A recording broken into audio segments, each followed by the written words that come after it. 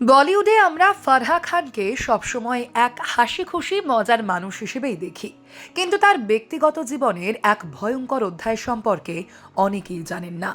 মা হওয়ার সুখের পথে তাকে পাড়ি দিতে হয়েছে এক অমানুষিক যাত্রা, কারণ তার গর্ভে ছিল একসঙ্গে 3টি সন্তান।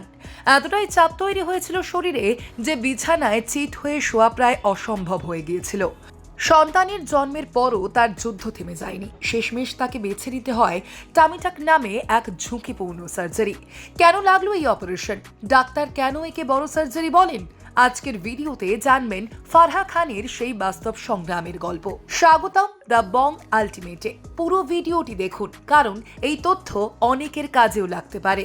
42-43 বছরের মতো বয়সে ফারহা মা হওয়ার সিদ্ধান্ত নেন, তাও IVF এর মাধ্যমে। ডাক্তারের প্রথম রিপোর্ট হাতে আসতেই ধাক্কা, গর্ভে 3টি ভ্রূণ। এই কারণে তার পেটের আকার দ্রুত অস্বাভাবিকভাবে বড় হতে থাকে। সম্প্রতি সোহা আলী খানের পডকাস্টে ফারহা জানিয়েছেন, পেট এতটাই বেড়ে গিয়েছিল যে চিত হয়ে শুলেই মনে হতো যেন অঙ্গ প্রত্যঙ্গ চেপে ধরছে।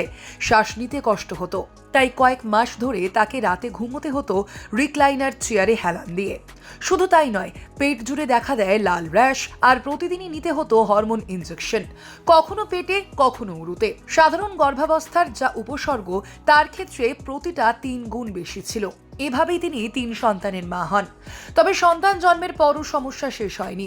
ওজন কমাতে সময় লেগেছিল প্রায় 7 বছর, কিন্তু সবচেয়ে বড় সমস্যা ছিল তলপেটের অতিরিক্ত চামড়া। ফারহার নিজের কথায়, পেটের অবস্থা দেখে মনে হতো শরীরটা আর আমার নয়। এ কারণেই তিনি সিদ্ধান্ত নেন টামিটাক বা অ্যাবডোমিনোপ্লাস্টি করানোর।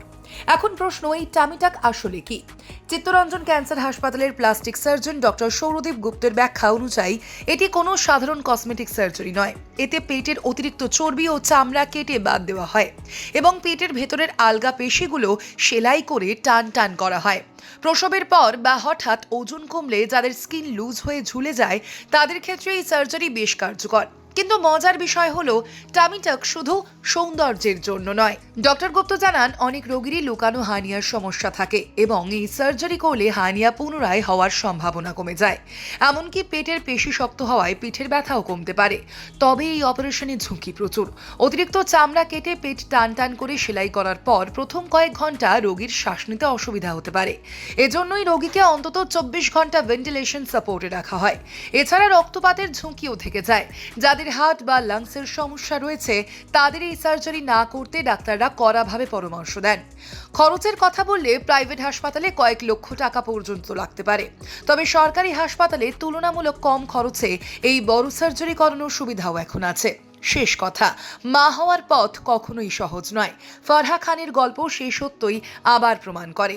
টামিটাক তাকে আত্মবিশ্বাস ফিরিয়ে দিলেও এর পেছনে ছিল দীর্ঘ লড়াই আর শারীরিক যন্ত্রণা। বন্ধুরা, আপনি কি মনে করেন, সৌন্দর্য ও স্বাস্থ্যের জন্য এমন ঝুঁকিপূর্ণ সার্জারি নেওয়া কতটা যুক্তিযুক্ত?